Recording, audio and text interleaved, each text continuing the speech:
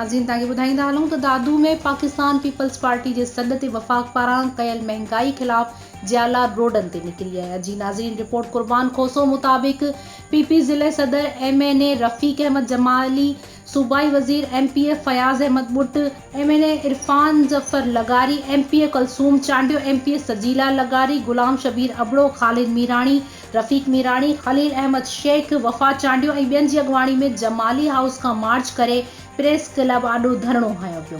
जालनि तरफ़ां गो न्याज़ी गो जा नारा हया विया।